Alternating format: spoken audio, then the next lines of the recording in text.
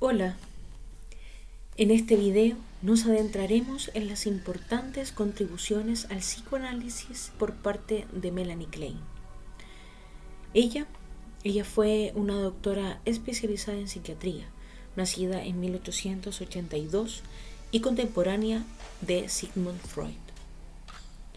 Proviene del seno de una familia centroeuropea de origen judío. Su acercamiento al psicoanálisis fue por razones terapéuticas personales, dado que aquejaba intensas y prolongadas depresiones, teniendo incluso que ser ingresada en diversas casas de salud por este motivo. Los aportes de Melanie Klein estuvieron delimitados por su interés en el desarrollo infantil, y aunque siempre se autoconsideró una fiel seguidora de Freud, terminó proponiendo cambios radicales en la teoría psicoanalítica, inclusive en áreas y definiciones que parecían intocables. Los descubrimientos de Melanie están sustentados en su trabajo clínico, llamando su atención los múltiples pacientes menores de 5 años perturbados psíquicamente. Ellos y ellas no estaban aptos para la práctica generalizada de la cura mediante el habla. Por lo tanto, Melanie creó otra forma de conseguir los objetivos psicoanalíticos: el juego y los dibujos. En su aplicación, Melanie descubrió la presencia de un yo y un superyo precoces, desechando la idea de Freud de una aparición más tardía de tales instancias. Existen dos grandes hipótesis centrales kleinianas.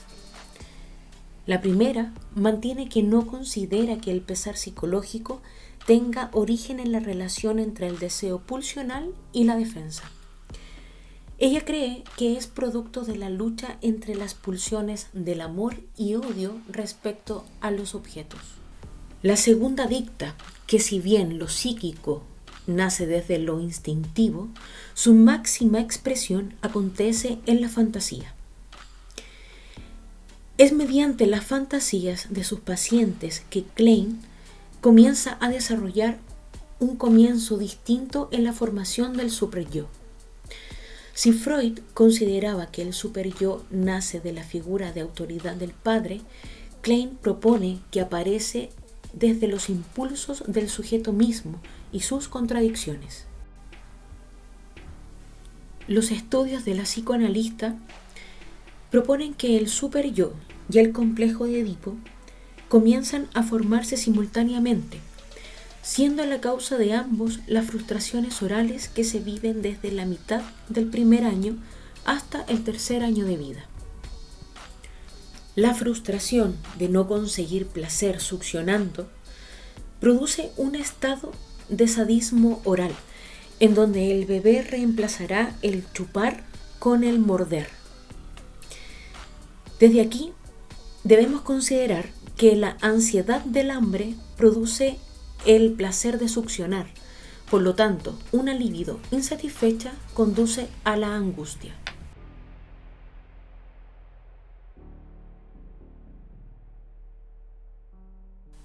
Al respecto, son interesantes las diferencias entre la teoría freudiana y el aporte de Klein con respecto al origen de la ansiedad en los niños y en las niñas. Freud pensaba que la ansiedad nacía del temor infantil hacia la pérdida del amor, mientras que Klein menciona lo siguiente: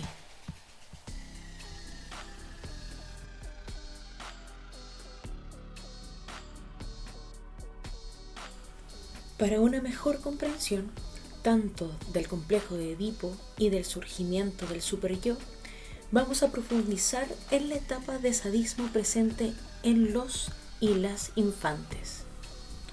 Según Klein, los impulsos destructivos del niño o niña le producen ansiedad, una ansiedad que lo lleva a, en primer lugar, temer a ser exterminados por sus propios impulsos y, en segundo lugar, a focalizar esos temores en un objeto externo. Se nos hace visible entonces la importancia de la pulsión de muerte y la pulsión de Eros en los primeros años de vida. Ese deseo de sobrevivencia y su correspondiente líbido dirigido hacia su progenitora en contradicción con los deseos y fantasías de destruir a la madre, mediante cualquier método existente, entre ellos la orina, las mordeduras y el excremento. Freud decía que la libido narcisista del organismo desvía el instinto de muerte hacia el exterior, pero que una parte de éste queda dentro del organismo fijada por la excitación sexual. Por otro lado, Klein adhiere a esta teoría la idea que el yo tiene otras formas de lidiar con los instintos destructivos, pues estos pueden movilizar parte de ellos como defensa contra la otra parte. Esa división sería el inicio del superyo. En otras palabras, el sadismo presente en los primeros años de existencia, esos instintos destructivos que aparecen siempre antes de que aparezca el amor, son los responsables de la creación del superyo. En esta etapa de desarrollo, el superyo es más severo que en todo el resto de la vida. Klein remarca en su teoría que el superyo incipiente no es otra cosa que el instinto destructivo en contra de sí mismo, delimitando el mandato de un ello que existe desde mucho antes. Pero existe una característica propia de los primeros estadios de la vida que aparecen después de la creación del superyo: el sentimiento de culpa. Un ejemplo que utiliza Melanie Klein para sustentar sus teorías es la culpa que sienten los niños y las niñas antes de tener fantasías masturbatorias o al realizar el acto. Los impulsos agresivos en contra de su primer objeto amado son el inicio de la culpabilidad temprana, al estar la libido del niño-niña dirigida hacia el conflicto edípico, puesto que el punto focal de su vida sexual también es objeto de sus impulsos destructivos. El trabajo de Melanie Klein también es reconocido por el desarrollo que hizo de la llamada teoría de las posiciones. El niño o niña, frente a las fantasías destructivas, la pulsión de muerte y la ansiedad que provoca un superyo muy sádico, necesita mecanismos de defensas puestas en marcha por el yo, permitiendo un establecimiento de relaciones tanto con los objetos internos como con los objetos externos. Existen dos posiciones. Ambas actúan como una configuración específica de relaciones con los objetos, así como ciertas ansiedades y defensas, configuración que persiste de alguna forma a lo largo de toda la vida, a diferencia de la etapa o fase que es algo transitorio. Los dos núcleos peculiares del psiquismo humano son la posición esquizoparanoide y la posición depresiva. Si bien ambas posiciones acompañarán al humano superponiéndose durante toda su vida, si es que el desarrollo ha sido adecuado, ambas angustias se irán atemperando y modificando favorablemente. La posición esquizoparanoide se caracteriza por el hecho de que el bebé no reconoce el objeto total, es decir, no reconoce a la madre como una persona, sino que por la acción de la escisión se crean objetos parciales, por ejemplo, el pecho de la madre. En casi todas las ocasiones se crean dos objetos, uno estimado como bueno y otro estimado como malo, aunque en ocasiones patológicas hay más de dos objetos. A esta defensa precoz se suman principales defensas. idealización y negación mágica omnipotente. La idealización se caracteriza por un aumento exagerado de los rasgos positivos y protectores del objeto parcial bueno, sirviendo tal defensa como elemento compensador de la ansiedad persecutoria. La negación mágica omnipotente tiene como misión el quitar de en medio las fantasías cargadas de temáticas dañinas contra el sujeto. En cambio, la posición depresiva hace referencia a la experiencia en cualquier etapa de la vida de la culpa y la pena profunda, relacionada con ataques de odio y con el estado dañado de objetos externos e internos. Las características de la posición depresiva son 3.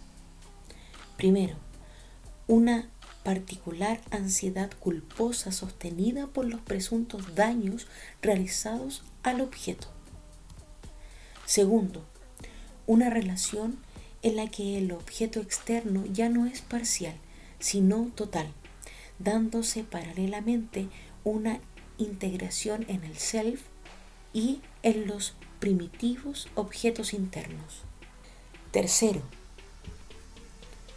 un predominio de la defensa llamada reparación, que se hace presente cuando es apropiada la evolución de las conflictivas de esta posición y de la esquizoparanoide. Antes o después habrá que salir del estado depresivo, si es que el desarrollo del individuo sigue una línea sana. Melanie Klein siguió desarrollando constantemente sus teorías de desarrollo emocional temprano, ofreciendo desde su metodología el alivio más profundo, el alivio de sentirse profundamente comprendido y comprendida. Al igual que Freud, Klein estaba convencida de que únicamente cuando se comprenden los estímulos y las fantasías más oscuros de las personas, se podrá tener la esperanza de reparar el daño y recuperar los sentimientos de amor.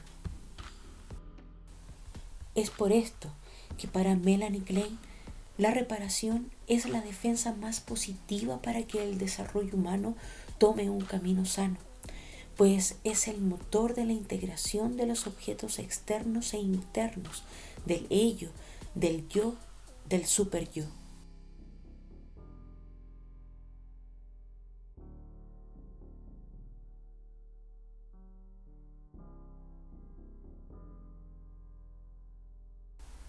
Por consiguiente, se nos hizo muy interesante poder exponer sobre la vida y obra de Melanie Klein, puesto que hemos demostrado que realmente es una mujer pionera que derribó todos los tabúes y estereotipos en una época exageradamente patriarcal, poniendo en duda el estricto rigor del psicoanálisis que se conocía hasta ese momento, y no menor, interpelando a uno de los mejores psicoanalistas, sino el más grande psicoanalista de la historia. No conforme con eso, también propone bajarse del diván y poder involucrarse lúdicamente en la terapia, así como ella lo hacía desde los juegos de roles y los dibujos que hacían con los niños y niñas pacientes. De esta manera, ella iba observando el resultado, el producto del juego como material de análisis, a lo que ella luego lo iba interpretando.